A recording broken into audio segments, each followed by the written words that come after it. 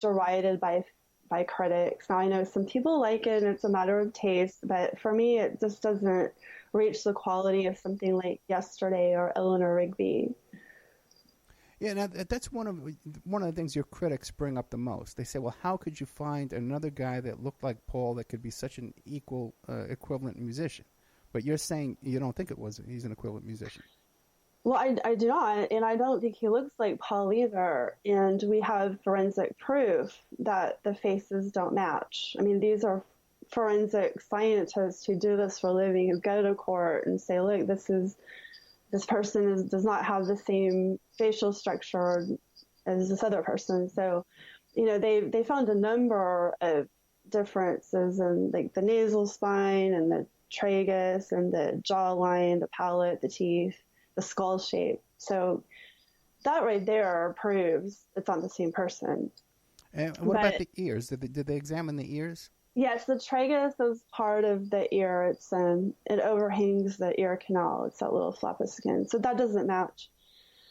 But the musicianship, so here, I believe that Paul wrote a lot of songs that were not recorded. I mean, he said so himself in one of his interviews that they had a lot of songs that were backlogged.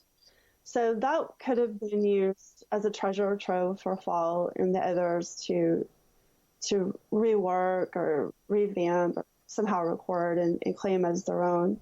There also could have been ghostwriters involved, and Fall himself could have been writing songs, but I simply don't think he had the chops that Paul had. I mean, certainly a song like The Frog Chorus can't be compared to 401,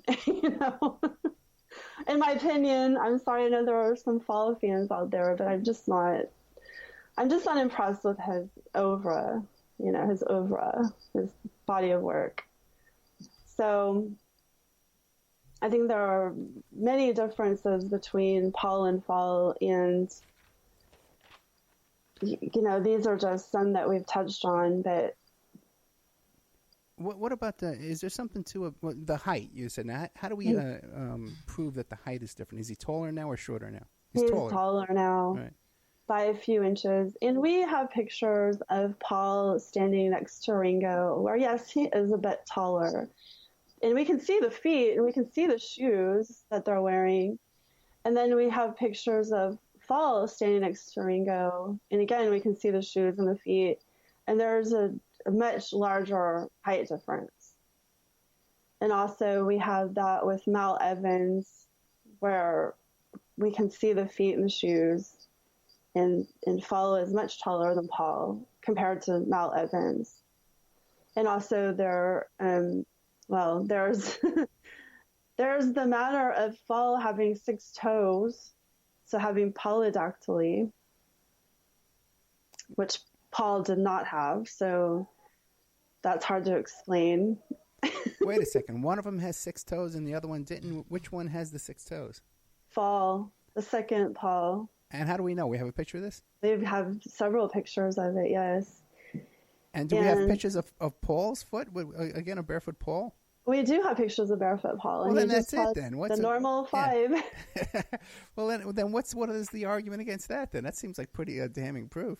Well, and I have been working with this for 10 years, and I would love to know why people can't accept this.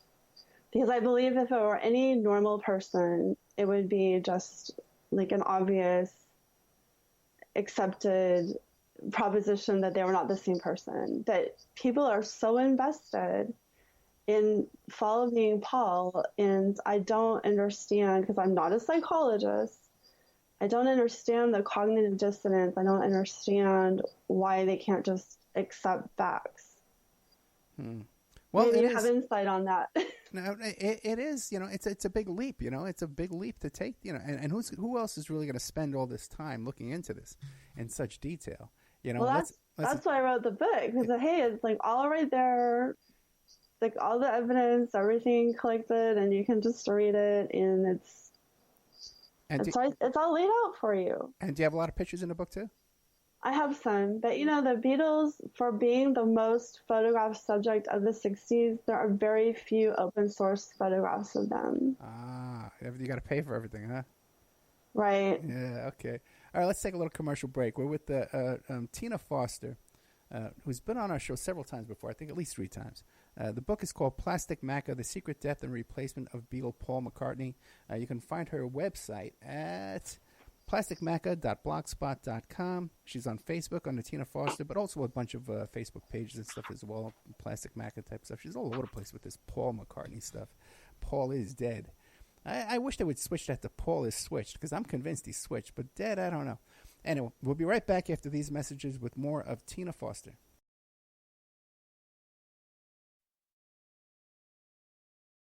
And now a word from our sponsors. Check out CartKing.com, 877-986-7771. Have you ever thought about opening your own mobile cart or kiosk business? Perhaps your current business wants to add multiple point-of-sale locations across the country quickly. Maybe the facility you manage could kickstart revenue by adding coffee, food, or retail services, like let's say you own an office building or a warehouse. Put one of these carts there in the lobby. Well, CartKing.com can be the answer to your needs. CartKing.com is a North American designer and manufacturer of the finest mobile retail coffee and food carts and kiosks money can buy. For 20 years, CartKing.com has been working with clients and corporations across America to provide indoor and outdoor carts and kiosks for any application. From large, heated, and secure outdoor retail or food kiosks to smaller, more mobile coffee kiosks or coffee stations, coffee carts, CartKing.com designs and builds them all. Carts and kiosks are fun, and so are the dozens of designs on the website, CartKing.com. Please visit today at CartKing.com or just call them at 877-986-7771. Tell them Ed Opperman sent you and you get a good deal. Remember, all these shows on Awake are brought to you by emailrevealer.com. You can go to emailrevealer.com and get a copy of my book, How to Become a Successful Private Investigator. You also do all the kind of different services for you. Online dating service investigations called an online infidelity investigation.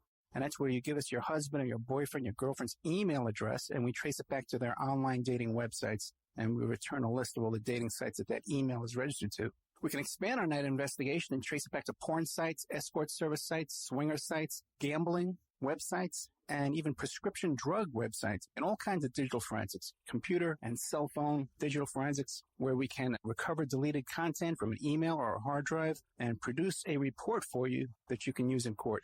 That's emailrevealer.com, or you can contact me at oppermaninvestigations@gmail.com. Almightygold.com. Would you like to start investing in gold? But you can't afford to buy a whole ounce of gold, or certainly can't buy a bar of gold.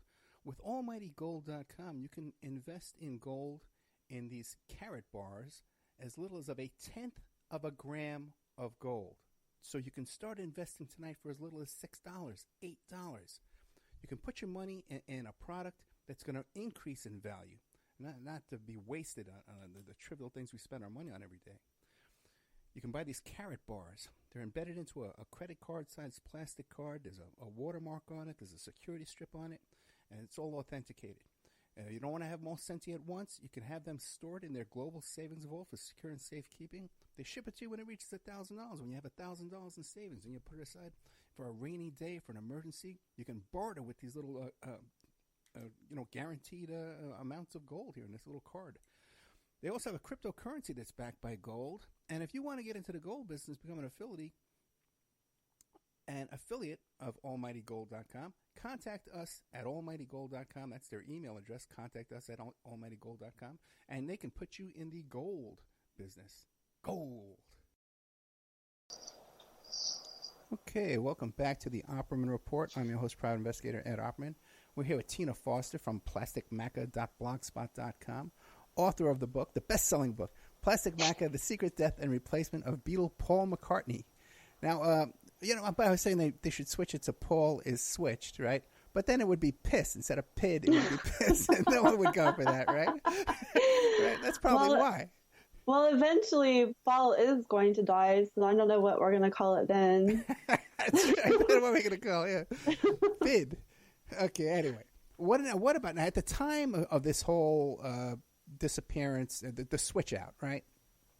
Wasn't there something too that the Paul or Fall went off to Ireland or Africa and stuff like that? He was like hiding out. He went to Africa for surgery or something like that, right? Yes, he went to Kenya in November of '67, and there are home videos that Mal Evans shot, so you can tell it's not the same Paul. And in fact, it seems to be the same Paul as the one who showed up in December in front of EMI recording studios. Mm. So, fall was in place at least by that time, which was mid-November. So that's the one with the fake mustache, right? Yes. And there was speculation that he underwent plastic surgery there. Mm. And it would have to be extensive training too, voice lessons and and all that kind of stuff. Oh, absolutely, yes. And that's why I think that this was planned ahead of time. And I suspect that they started scouting for talent already in 1965 with the Paul McCartney lookalike contest. Okay, so then you think the death was deliberate? It was I do. It wasn't an accident. I think it was a hit. Okay. I think it was an assassination. And what was the motivation for that?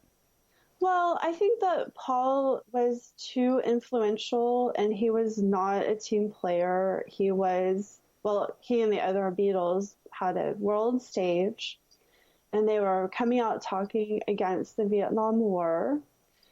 Paul had expressed interest in the JFK assassination. He offered to write the score for Mark Lane's Rush to Judgment, which was questioning the official story. And Paul said he did not believe that Lee Harvey Oswald was the shooter, or certainly not the lone shooter. So that would be a problem.